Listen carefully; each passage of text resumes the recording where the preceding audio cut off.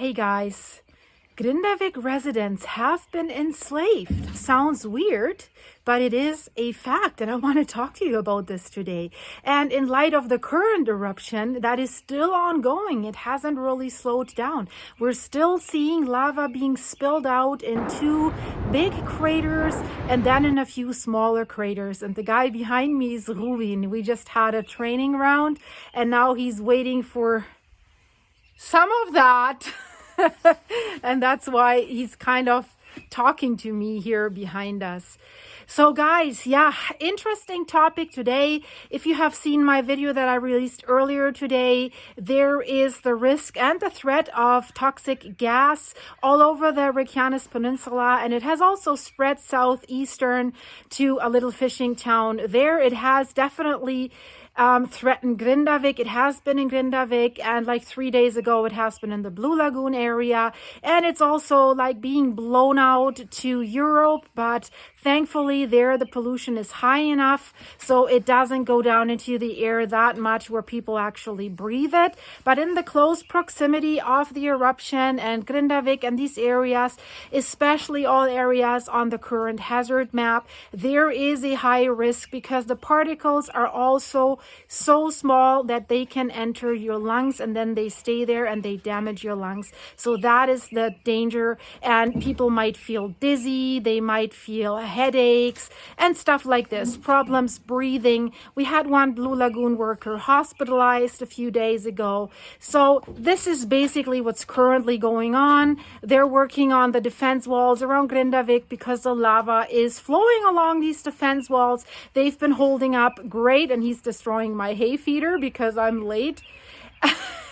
So that is the status quo, but I want to talk about the past a little bit. And I find this very, very interesting, what has happened to Iceland and especially the people of Grindavik. Since we're talking about Grindavik basically since November every day, you guys and we have been discussing this like endlessly. We're really interested in that. So I hope you're with me that this is an interesting topic, and I hope you want to hear about that. So I'll feed this guy and then I'll go inside and let's talk about this.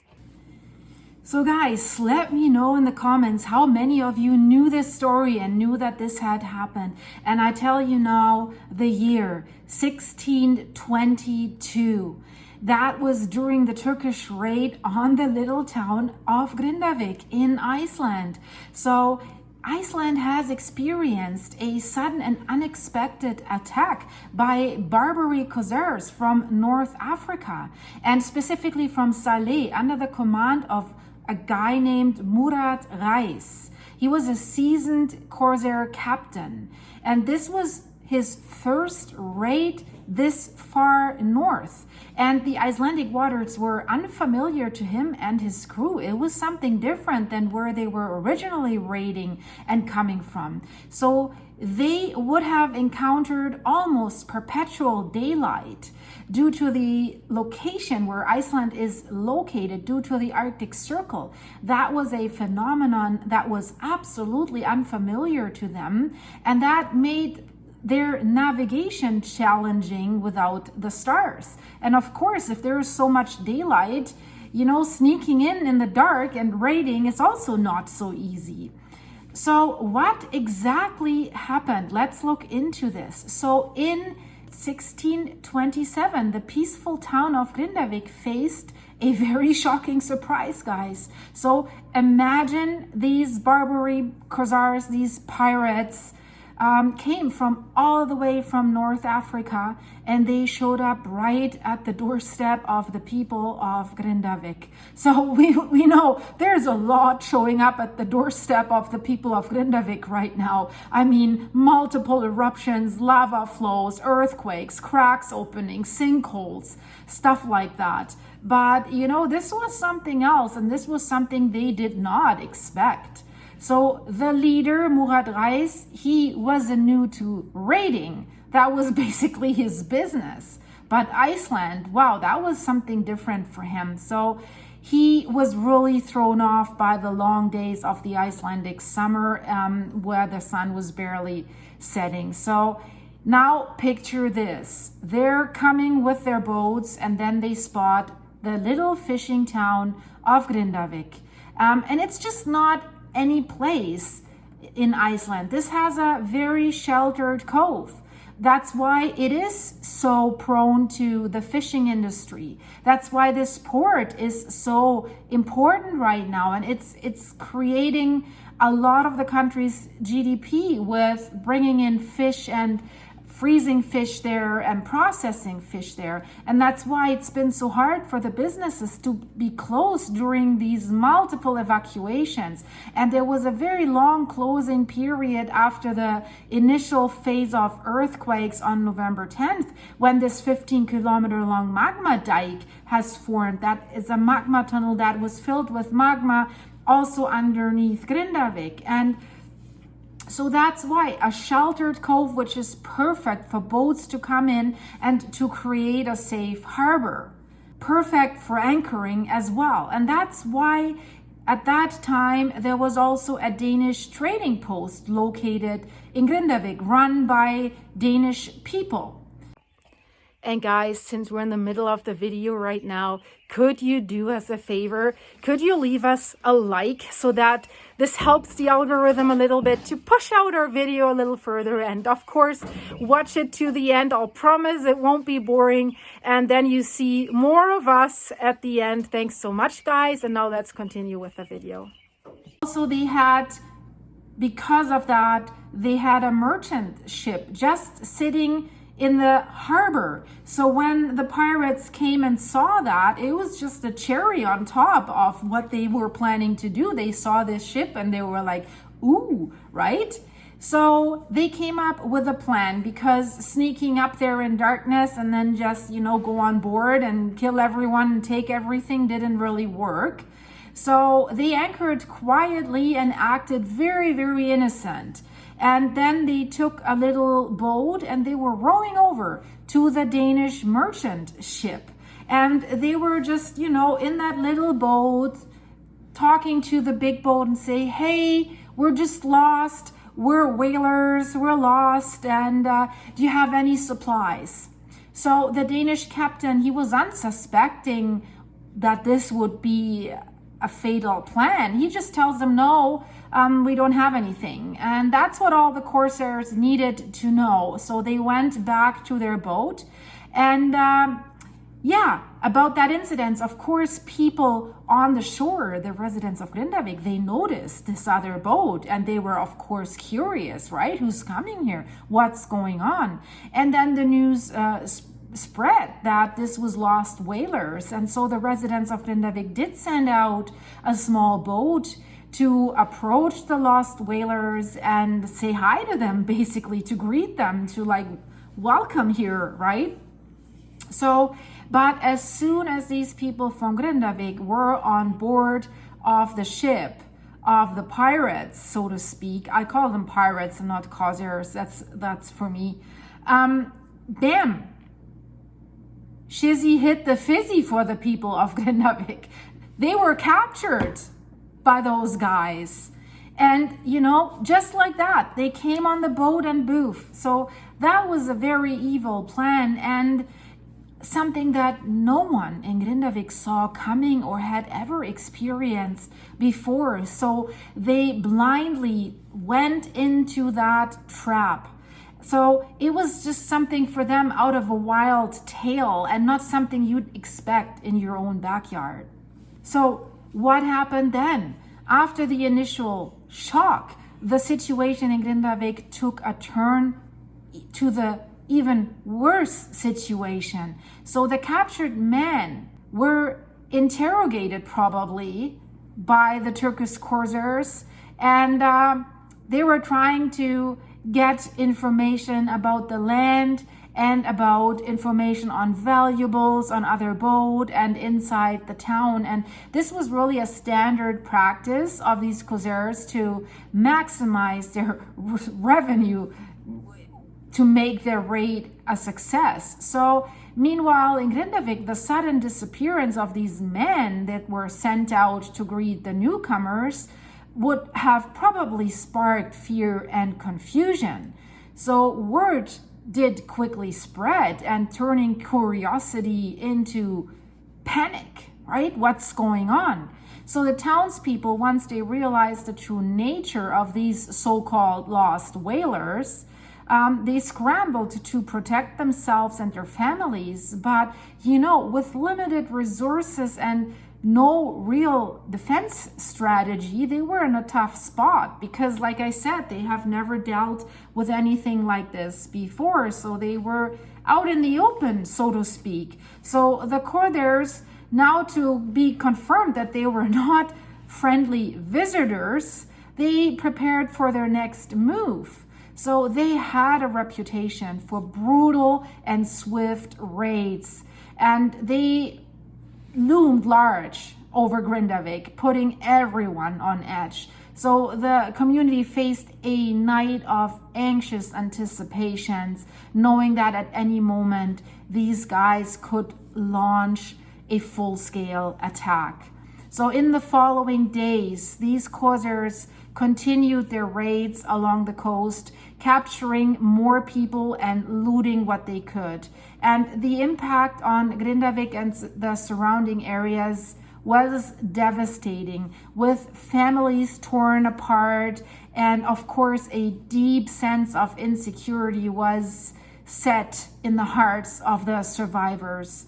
So that was a very, very dark chapter in the Icelandic history. And of course, a big reminder of the vulnerability of remote communities to the dangers of the world, so to speak. So what have the Corsairs done after their initial encounters in Grindavík? So they escalated their raiding activities. So with the element of surprise on their side and having already captured some locals, they felt emboldened. So the people of Grindavík, now fully aware of the danger, they were in a state of panic and fear, and the only thing they cared about was to protect their families and homes the best they could. So, but these Corsairs, they were so experienced in raid like this, and they went to plunder the town, taking whatever valuables they could find, and they possibly captured more people. So these raids weren't just about looting immediately, it was about catching people. And what did they want to do with these people, and what did they do with these people? These people were very valuable in the slave markets of North Africa. So imagine this, what a bad situation the people of Grindavík were facing. So they took them to North Africa and they sold them as slaves. So this is called the Turkish raid on Grindavík. It's part of the larger Turkish abduction series in Iceland. So the specific number of people that were taken from Grindavík itself isn't clearly detailed in the available sources. However, we know that the raiders captured about 12 Icelanders from Grindavík and 3 Danes in their initial landfall at Grindavík. And this event was part of a series of attacks that happened during that summer, where a total of nearly 400 people from Iceland were captured across various locations in Iceland and sold into slavery. They also went to Vestmannaeyjar and other areas along the coast to capture and collect these people.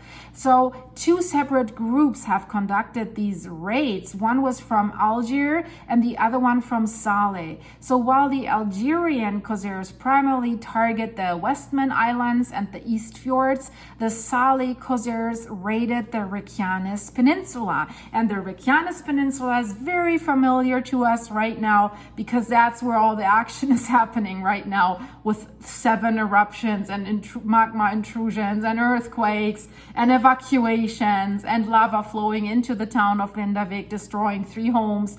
So there's a lot going on right now, and that's why I find it interesting to tell the story of the Reykjanes Peninsula. So Corsairs raided the peninsula, including Grindavík. So they sacked Grindavík and attempted an assault on the area where the governor of Iceland was residing and other locations as well.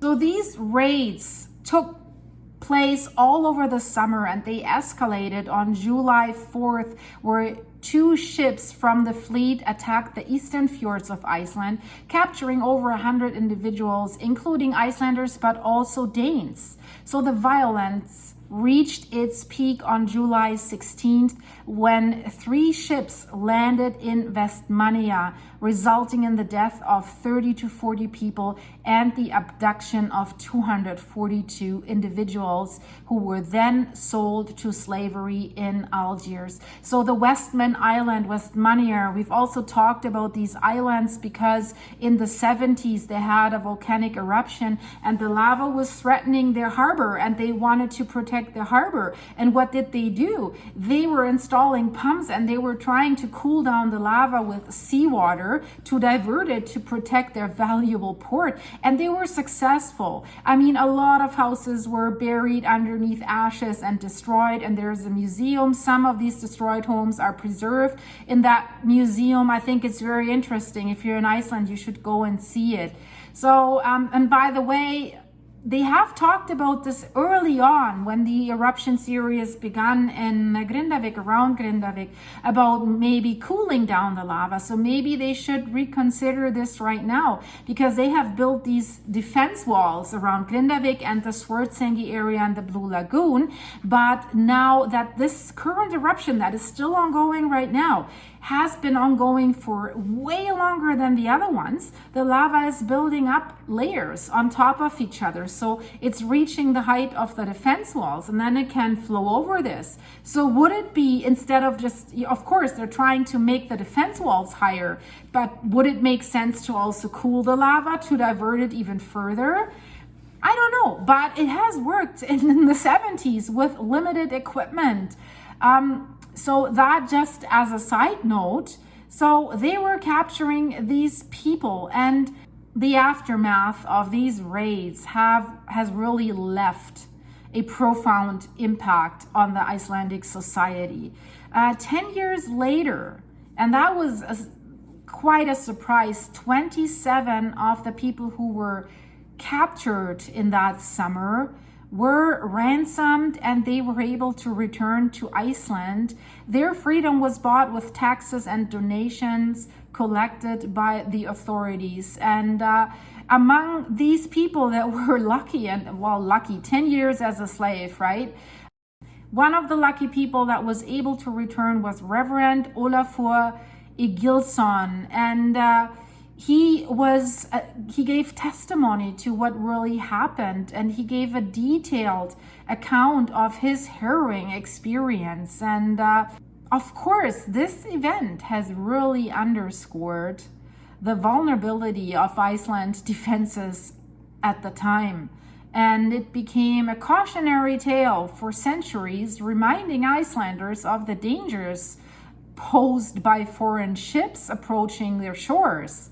So you'd imagine that they probably were way more careful after that, who's approaching their shorelines.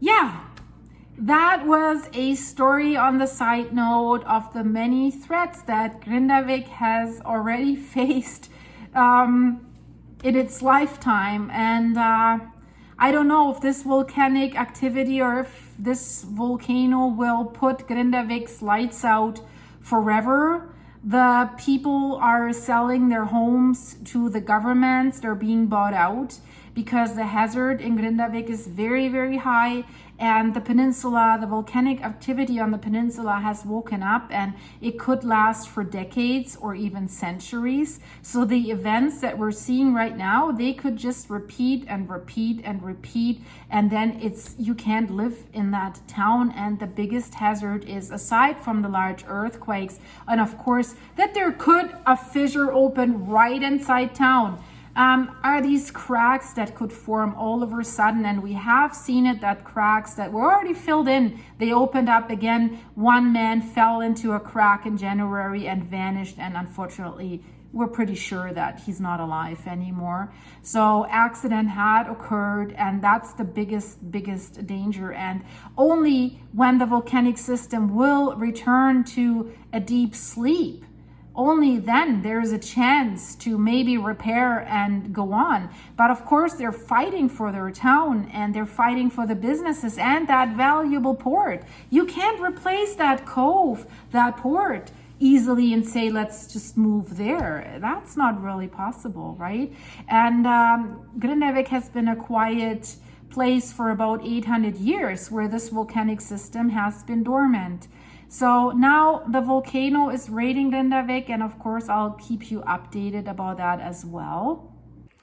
So guys, this was my update out of my treasure chamber here, because the prices right now are like the same as for gold. And you know, this guy is eating my gold and then he's pooping it out, and then I'm using his poop to compost it and make good soil where I plant my veggies in it. So it is kind of a circle, but it is an expensive one. So guys, thank you so much for supporting my farm on buymeacoffee.com, for buying me coffees there so that I can buy this. So not only I think the horses are more grateful than I, because they're eating it. So thanks for that. Thanks for your supers, guys. Check out the video in the end screen. If you're new here, it would be so awesome if you could subscribe. And of course, don't forget the like, the thumbs up. And guys, I hope to see you very, very soon. And I've read your comments about answering a few questions at the end of every video, and I'll start with that very, very soon, guys. And until then, stay safe, stay warm, have enough coffee, and I see you soon. Bye.